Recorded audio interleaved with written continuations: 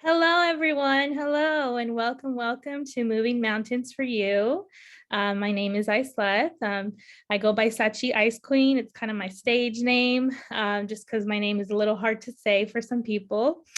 And today we have such an amazing guest. Her name is Arjillian Gilmore. She lives here in Arkansas, just like me, and she is an educator, just like me.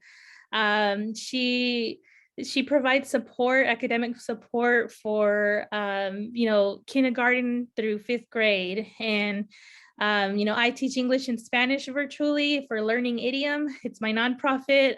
Her limited liability company is called Gilmore's Learning Solutions. And so, Arjillian, tell me a little bit more about yourself, who you are, if you're married, kids, just definitely anything you want to share. All right. Well, first of all, thank you for having me on. I really appreciate it. As you said, my name is Arjillian Gilmer, and I am the owner of Gilmer's Learning Solutions. Forgive me, all of you who are watching, if I'm not looking directly at you. This camera always throws me off. But I promise I'm looking at Iceleth. So if you're wondering who I'm looking at, it's Iceleth. Now, so I own Gilmer's Learning Solutions, and we are all about academic achievement, high academic achievement, and upward mobility. Before I get into more about that business, I am married to a wonderful man, Charles Gilmer. He is the owner of Martha's Bon Appetit Catering and The Cajun Truth. Most people know of him from The Cajun Truth. He is a wonderful cook, and not just because he's my husband, but because I like food. We have 4 children. Our oldest is about to start his second year in college, and our youngest is going to third grade.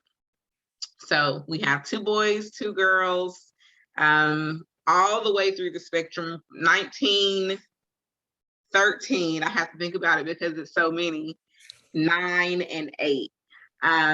And we absolutely are, like, we're all about family. That's the most important thing to us, is our family. We teach our children our businesses so that one day we can leave them to them, and hopefully they'll take care of them how we do, and even better. That's exciting, Yeah, though. so That's really exciting that you get to pass that down to them, and that's amazing for anybody out there that doesn't know what Cajun mean. They're from Louisiana usually. uh, usually usually, they're from usually Louisiana, they're Cajun. So and we're not from Louisiana. It just happens that my husband's a really good cook, and he believes that he can do anything. Like, he'll practice until he gets it.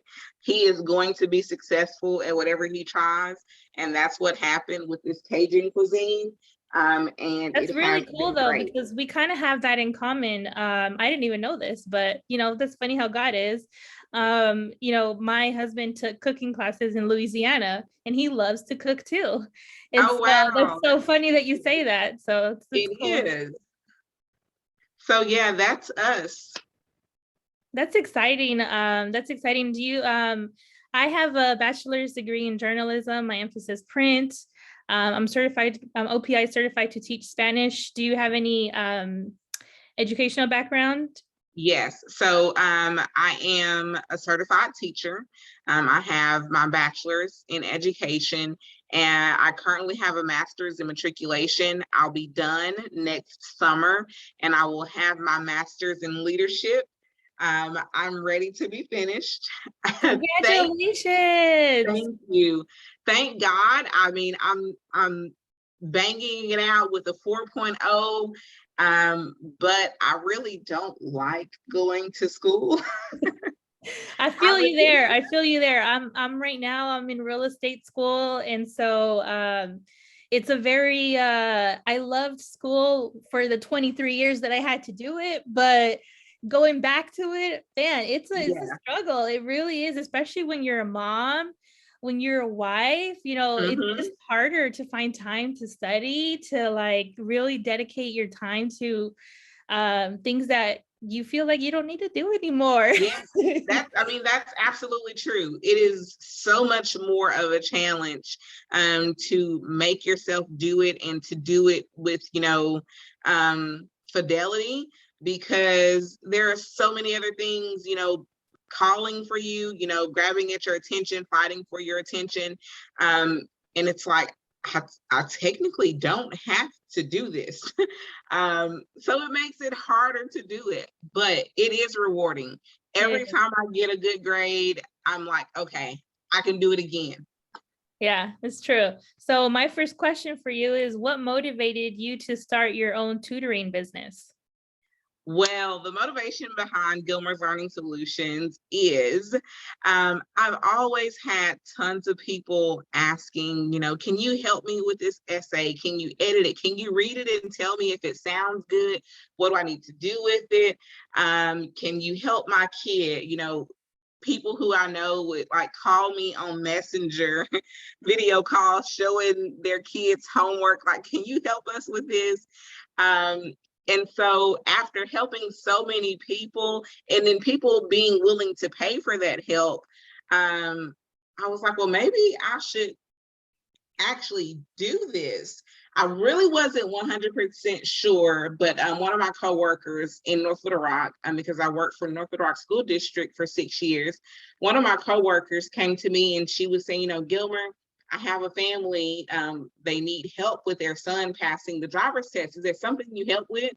And I was thinking, I normally know, but I am a teacher and I know how to provide strategies. Like, I can do it. And she's like, no, you should do it.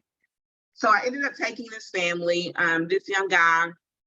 If you are familiar with my page, you probably have seen me post him before. He was 22 when he came to me. He has autism and he had been struggling to pass the written driver's exam for 8 years since he was 14. After about 6 sessions, he took the written exam and he passed. And so, right. And the feeling that I got from that, knowing that he was successful at reaching that goal that he had, and I was able to help him do it, this is a bad thing, but you'll see where I'm going. You know how people say that, we shouldn't do drugs, but people who do, they always end up chasing that same high.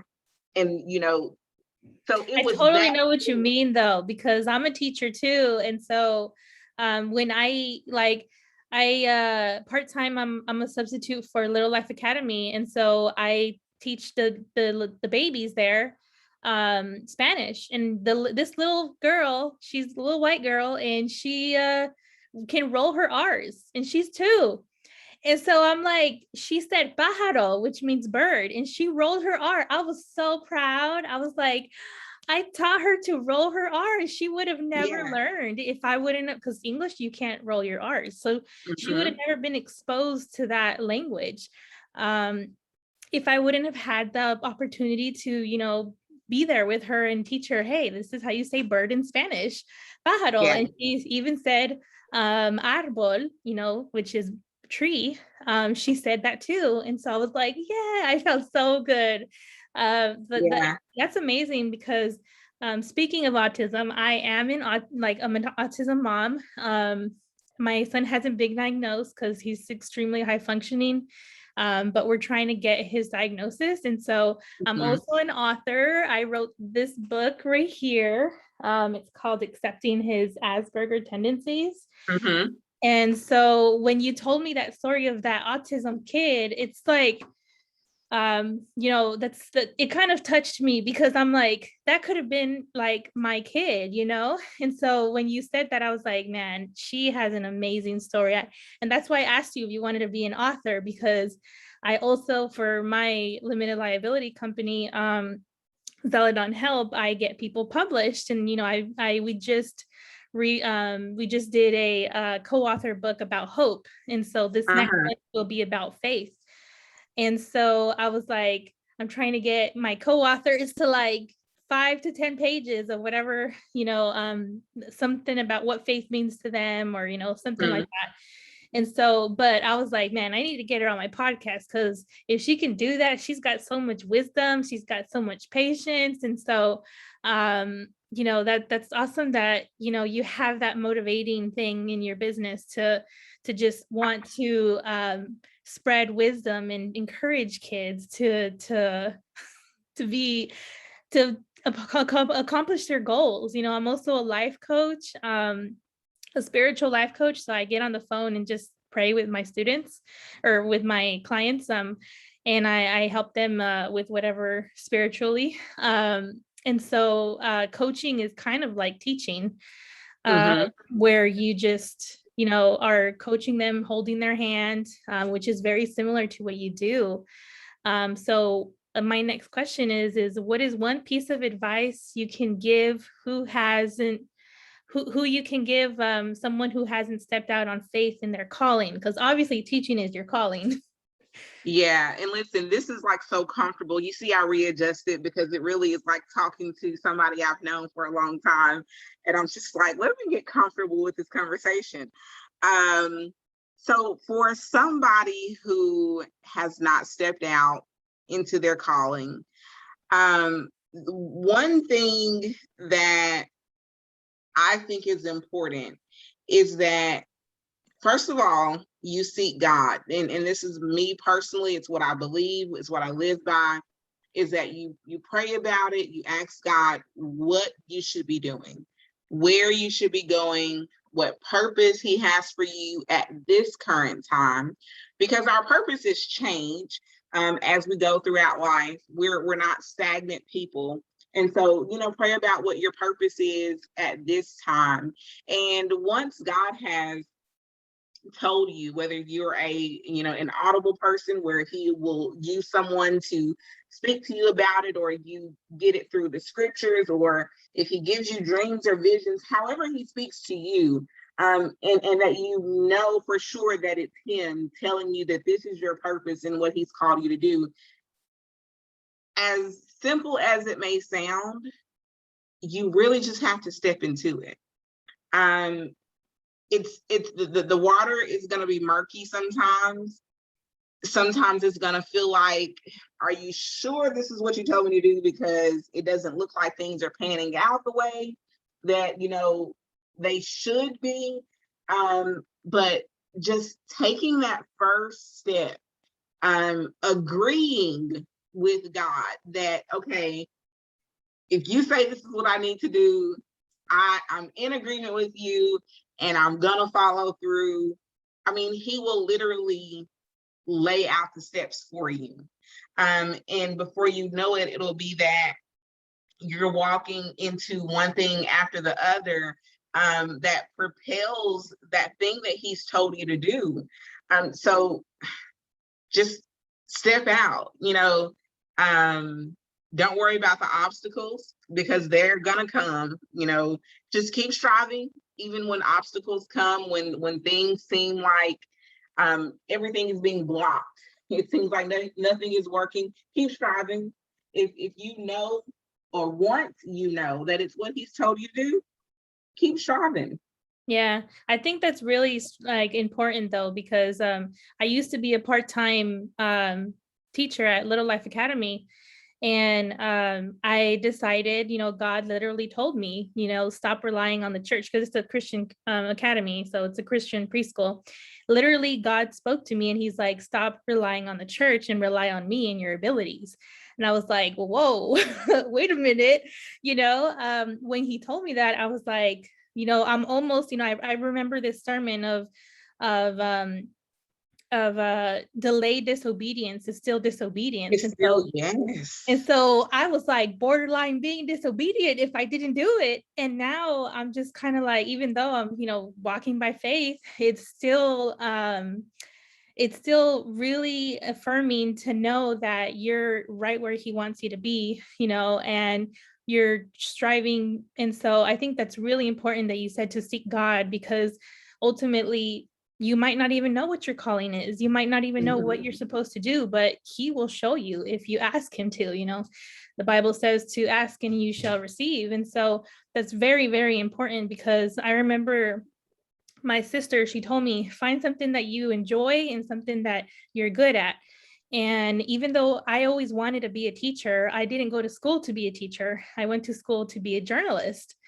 And so my degree is in journalism, my emphasis print, so I know how to read and write very well. But I got my teaching degree because I got my certification to teach Spanish because I still had that yearning that I wanted to be a teacher. And so, there's this university that they, tell kids from a very early age, what do you want to be? They're like, they take in orphans and they ask them, what do you want to be? Because they believe that when you're a child, you're so innocent and pure and you're more perceptive to what God has for you, that and they help these people, they give them the resources to be, doctors and firefighters and all these things because they're orphans. And I think it's really important to like just kind of think of what you wanted to be when you were small. And because that's exactly what I'm doing now. And I feel like my life is being more fulfilled now because I'm doing what he wants me to do, because that's what I wanted to do when I was small. Even though I'm a virtual teacher now, and I still substitute, so I'm still a teacher for like the babies, because I love me some babies. And I always serve at church in the kids ministry, because I don't know, it takes a special heart to be a teacher. Yeah. And so I think that's amazing. But my next question is, who motivated you to hire yourself? Well, so that was a struggle for me. That's really a two-part. So to hire myself, that part was the no-brainer, because I was the person, providing the services by myself initially. It was just me, a one-woman show, tutoring students, doing writing services, editing for people. So to hire myself initially, it was like, okay, you're the person who's doing it, so of course. But to really like hire myself, as in pay myself, for doing the job, that credit goes to Kamisha Brewer. She is a licensed psychotherapist, life coach. She is actually the founder of Classy Lady Awareness Foundation. And she works with young ladies ages 11 to 21, just with mentoring and helping them to find their spiritual selves and to be successful young women, in this society, but still maintaining their faith in God, So through her help, because she's my business coach, she had a real, hard conversation with me one time, and she's just like, listen, you're getting paid, for providing the services. What do you do with the money? And I was like, what? I mean, I leave it in the business account. What do you mean? And she's like, don't you provide the services? I was like, yeah. And she asked, well, don't you pay your LSEs? Yeah. And she's like, well, why don't you pay yourself? I'm like, you know what? Get back to me on that, because I'm not ready for that conversation. I appreciate you being straightforward, but I'm not ready for that yet. And just so she helped me realize that I am providing a service. I have paid to go to school to be certified. I paid for those tests, for those praxis exams. I paid for my undergrad degree. I'm paying for my master's. I go to work every day and get this experience. So I should be paying myself. And it's a little uncomfortable at first, to be quite honest. But I think it's important. Yeah, because definitely. That's really important. I have a business coach as well, and a life coach as well. And they definitely motivate me. Like I have friends that they tell me, why are you so like on it about your goals? And I was like, because I'm a life coach and I keep on my clients about their goals. And so my business coach tells me, what are your goals? And so how can I help you? So I think Mhm. it's really important that you mentioned a business coach because I chose to invest in myself this year more than I like the past 2 years that I had my limited liability company where I was just translating. Um, I didn't invest in myself. I was just like you, kind of just I don't think I'm ready to pay myself. Or to just live off of just with that. I wasn't my husband was the one who kind of um motivated me to be a contractor because he remodels houses, and so he's been a contractor all of his adult life. Mhm. So he has that kind of self-employed mindset, which I didn't. Yeah. So I think it's hard to break that and be like, okay, no, I'm going to create my own abundance. And so Yeah. I think it definitely takes someone to be on you about it.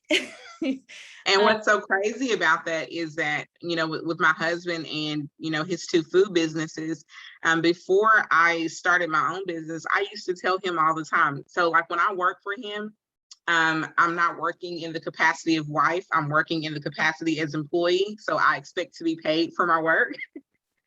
And I would tell him, don't you pay yourself? And he's like, no. And I would encourage him, like, you should pay yourself. You're doing the work. Why don't, And then it came to me and I was like, well, no, I'm not going to pay myself. I'm okay. He's like, see, that's yeah. exactly what I'm talking about.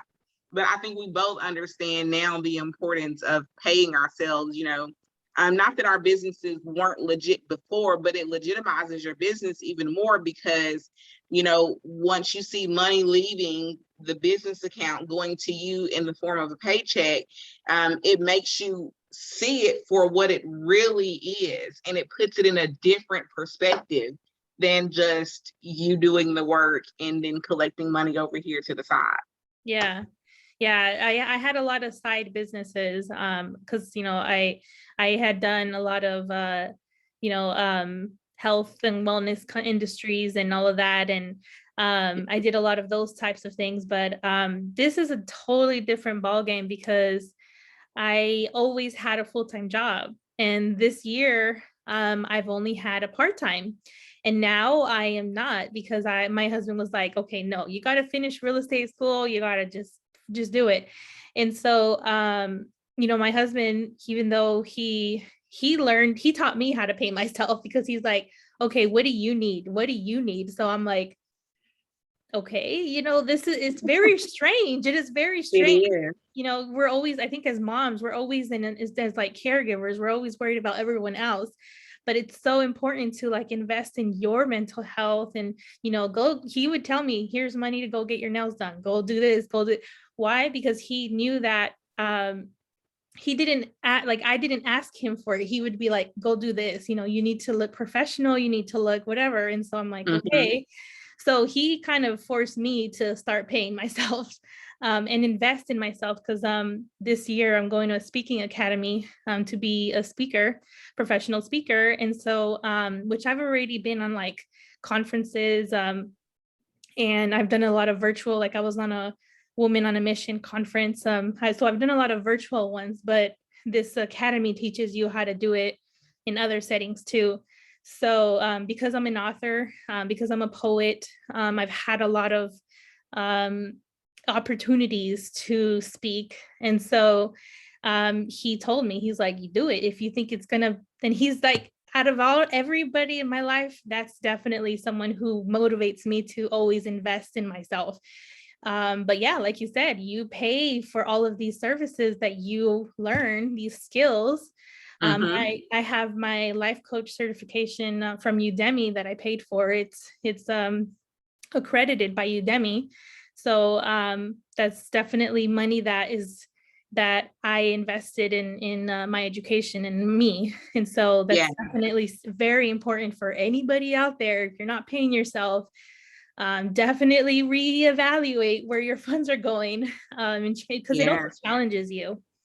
So my last question is, if life was a lesson, what would it be teaching you using one word? Ah, you know, I'm gonna go with resilience. Um, and I really believe that life is a lesson. Most definitely, life is a lesson. And I say resilience because personally, I've had a lot of negative life experiences. Um, but I don't know, I just always had that tenacity, the fortitude to just keep going, to grind it out, that even when it's difficult, like I can see the silver lining, that I won't always be here. And honestly, I give credit to nobody else but God for that. Like He has graced me tremendously to be able to, be an optimist, and I see the positive in things, even though I can, realistically see, okay, this is the reality and my circumstances look like this, but I can still see down the road just to look like it's going to get better down there. So life, really, all my life has taught me to be resilient. That's a really good word though, because it's very it's something that every business owner and every person needs. Like, in the Bible it says to renew your mind constantly. And so how can you not be resilient and not have a vision board, or not have goals, or not have something that you're looking forward to, And so I think that's really important. Mine's changes sometimes, but for this, the first time that they asked me that, it was patience, because as a special needs mom, I'm first generation born citizen here in the United States. And so the two languages, constantly in my mind, and at home, I needed a lot of patience. I'm one of 6 kids and I'm the youngest. So yeah, patience was something that was very predominant in my life. Having a special needs son is, that definitely taught me a lot of patience. And I know most teachers probably they have a lot of patience because they have to. And so, but yeah, resilience is such a good one too, because and I think it changes. It changes, every like, I think Every season, every whatever that season. season is Yeah. in your life. Yeah. Yeah. Because I know for like the last season that I was in, it was persistence, because I had to, be persistent in my goals, and I had to, but yeah, this right now, patience is something that I've definitely, because I'm trying to be more patient with myself. Um, patient with the goals that I have, and because I'm always this type of like, okay, I want it done now. I think it's probably the 5 years of journalism that I have, deadline, deadline, deadline is constantly in my mind. So I think patience is something that I've had to learn to have, patience and grace for myself. Um, so for anybody out there that needs a little bit of patience or a little bit of persistence, you know who to find. She lives here in Arkansas, and she's an amazing woman. I don't ask just anybody to be on these podcasts, because I like to end my YouTube video subscribers. I like to protect their ears, and I do my homework, because I have had other people that were like, hey, can I be on your, and I'm like, I don't know, we can do a Facebook Live, but I like to protect my my brand, and That's so important. And yeah. I as well did my homework because I'm like you. Whenever God has gifted you something, you want to take care of it. It kind of, it's like, I teach my children, like, we take care of our own things, but if someone lets you use something, if someone lets you borrow something, you take even better care of someone else's things than you would your own. And so the gift that God has given you, that God has given me, it's on loan. It's not ours to keep to ourselves. We have something that we need to do with it, but we have to protect it. We have to nurture it. We have to make sure that it stays intact, because it is not ours to keep. Yeah, that's very important to, to definitely keep in mind, because, there's so many, unfortunately, a lot of envious people, that they don't share their skills. And so they end up being envious of their brother or sister because they themselves are not sharing their gifts. That's what I truly believe, is that there's a lot of envious people because they don't know who they are to God. They don't know who they are. They don't know what skills that they carry that they can share. And so I think a lot of people, when it comes to imposter syndrome, when you don't know who you are and you don't know whose you are, I think that's very important, because you are more likely to look at your sister, look at your brother. Hey, they have something that I don't have. I want Mhm. that. Well, you can have it too. Yeah. So I think it's very And important. not to prolong, but when you said something very important, not knowing who you are and whose you are, your identity, therein lies all of your self-worth and what you feel free to give to other people. You don't have to be threatened by giving of yourself to other people when you know who you are and whose you are, because you know that when you are working in the purpose that you're supposed to be working in, that God's going to take care of it. Like, Yeah. it's going to be okay. Yeah, like I heard one of the little life teachers say in the training that we had, praising someone else for their skills or for what they did doesn't take away from your skills. And so that's why I love to do these videos with people, because I like to highlight people that, and I like to have other people, like I like to support them in the way of like connecting your services with people who might need them. Mhm. And so that's the main reason why I started this podcast, and why I've been doing YouTube videos since like 2013. But this podcast, God put it on my heart to do it. And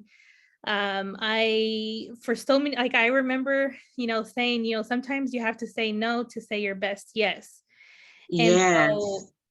so for the longest time, I would say, no, I don't know how to do that. No. And so he literally like just was like, you need to do this. So he was very persistent on like, you need to do this, you need to do this. And so if anybody who's listening and they don't know what, like she said, find out and pray to God and he will show you. And if you don't know how to do something, Google was my best friend in college. Yeah, Just absolutely. say Even it. now.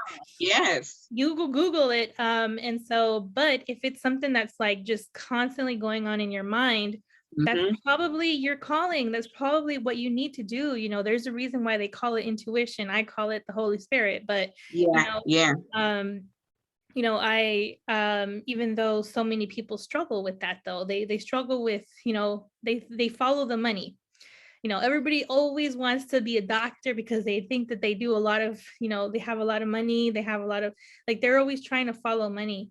And to me, my sister, she's a respiratory therapist, she works at a hospital. And I asked her, because she's not a doctor, she just has enough medical experience to work there. And she's like, I asked her, I was like, don't you want to be a doctor? And she's like, no, they work too much. And so I'm like, wow, that's crazy that she doesn't want to go back to school or to be a doctor because she likes to have her free time. She likes to, Hmm.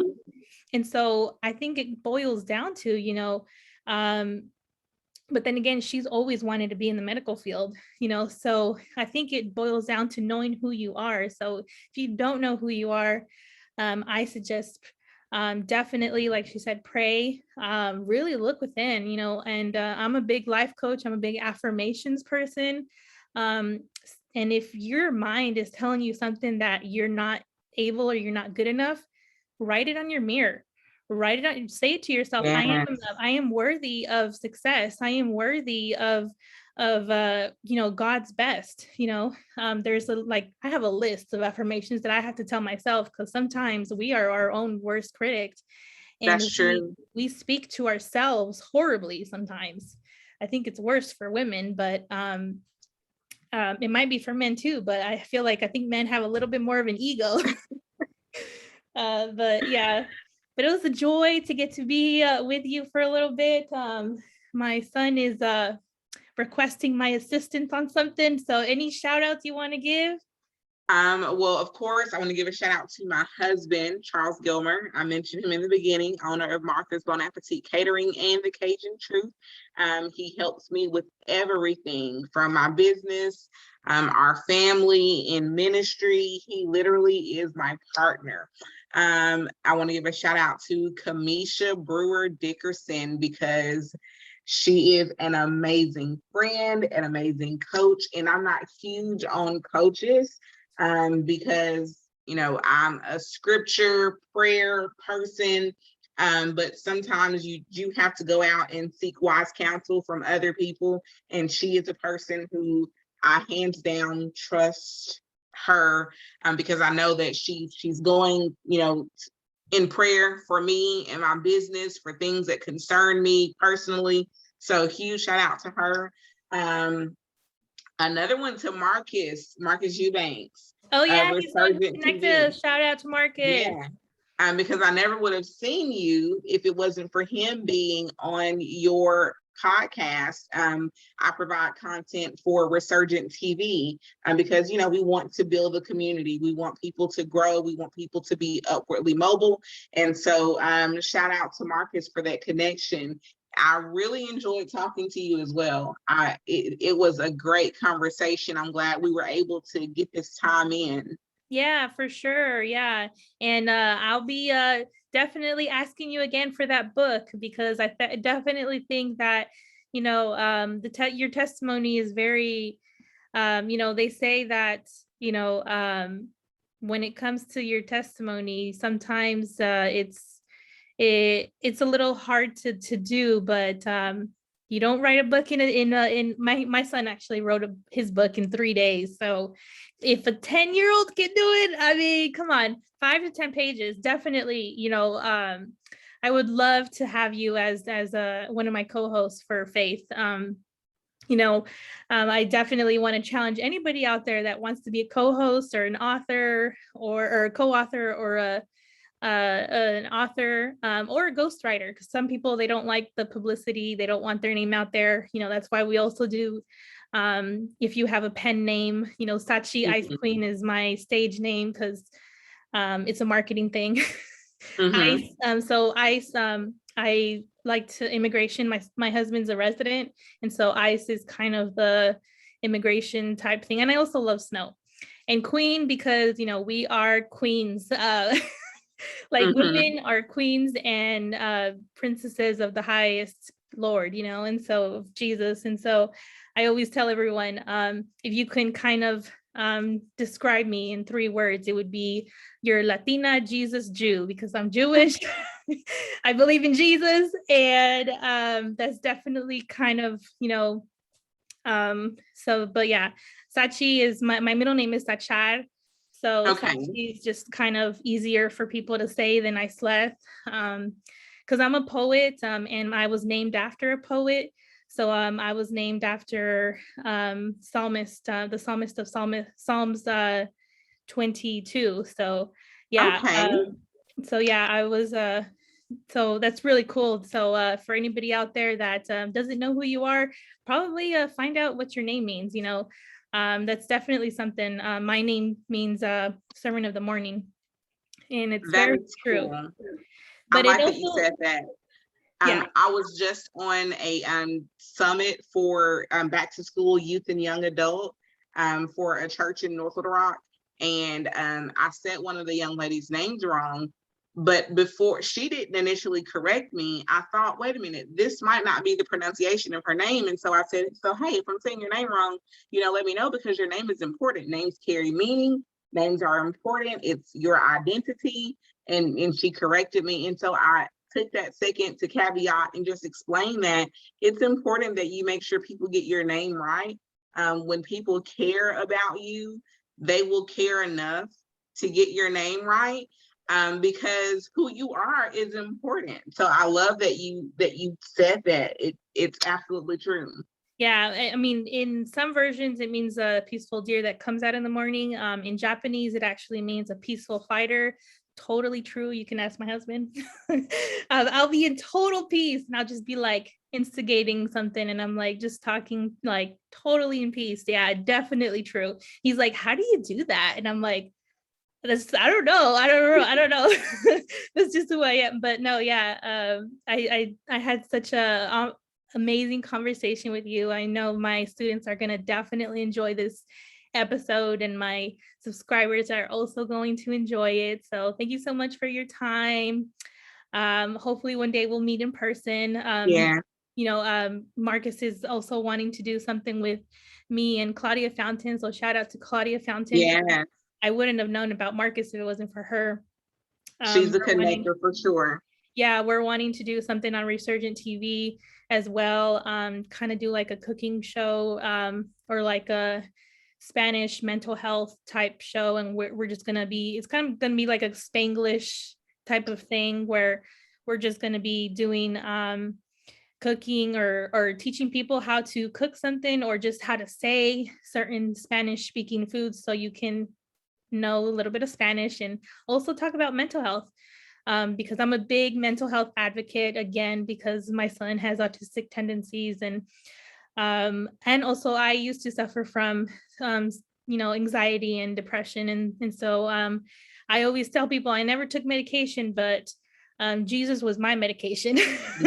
Yeah. I mean, but I know that there's some instances, true. There's some instances where you do take medications, and there's whatever works with you, God will work with you however, and so I just didn't want to have to rely on that medication. So yeah.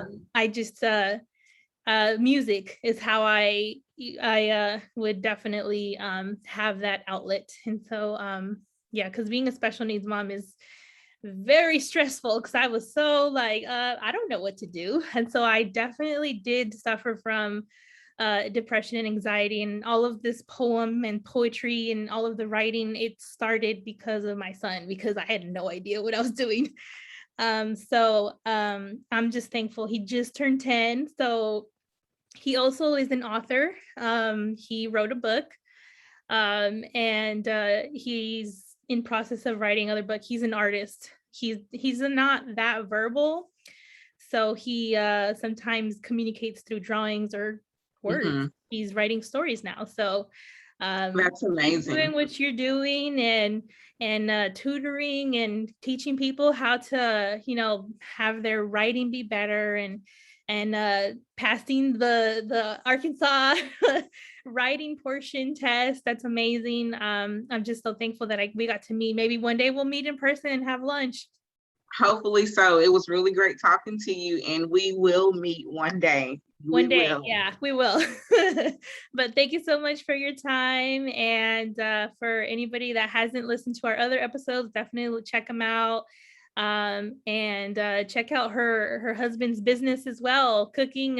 Who doesn't eat? Everybody loves to eat. So so thank you so much for your time. God bless. Take care, and peace be with you. Thank you. God bless you too. Bye. Bye.